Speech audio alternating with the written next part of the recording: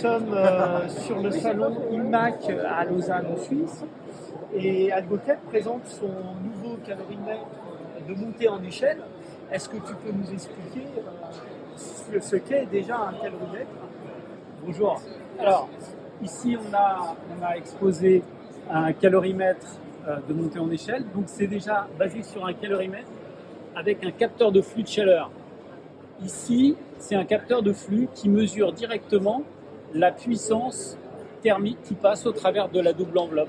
Donc on va mesurer en temps réel la puissance, on va dire de la réaction chimique pour faire simple, en temps réel, quel que soit le coefficient d'échange thermique. Ça va nous donner la chaleur de la réaction, la puissance thermique max, et de ce calcul, on va pouvoir déterminer les coefficients d'échange, la capacité calorifique, les delta T adiabatiques, enfin voilà, tous les éléments.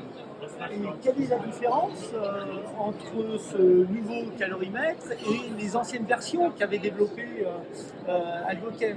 Alors, ça, c'est un calorimètre. Le calorimètre de montée en échelle, il dispose en plus d'une sonde qui est composée d'un réseau de capteurs à l'intérieur qui va mesurer en temps réel le coefficient d'échange interne. On va l'avoir ici. On va avoir en temps réel l'image du coefficient de transfert donc entre le milieu réactionnel et le fluide thermique. On voit ici la température du milieu réactionnel qui va augmenter au passage de la paroi, l'évolution de la température dans la paroi et l'évolution de la température dans la couche limite et jusque dans le fluide thermique.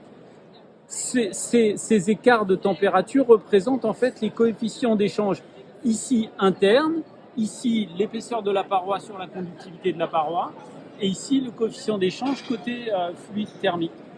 Ce système le mesure en temps réel et ça permet de prédire le coefficient d'échange global sur les réacteurs industriels.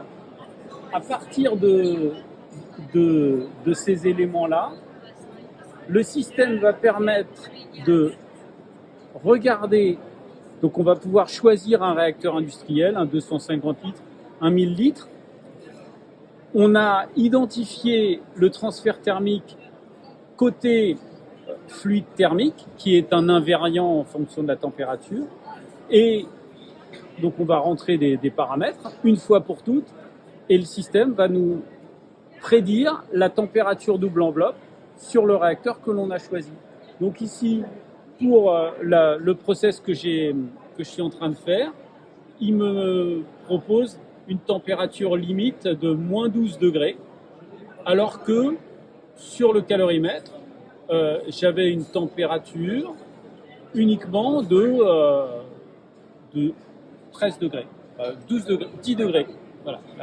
Au plus bas, je suis descendu à 10 degrés dans le calorimètre, et sur le réacteur industriel, j'aurais besoin de moins 12 degrés. Et là, ça va me permettre, ce calorimètre, il va permettre d'abord de calculer les puissances thermiques nécessaires de refroidissement sur les réacteurs industriels, mais aussi, je peux faire l'inverse, c'est-à-dire affiner un procédé, modifier mon procédé pour qu'il soit compatible avec le réacteur industriel que j'ai sélectionné. Voilà, par exemple, en modifiant le débit de coulée, en réduisant par exemple le débit de coulée sur la voie d'asie.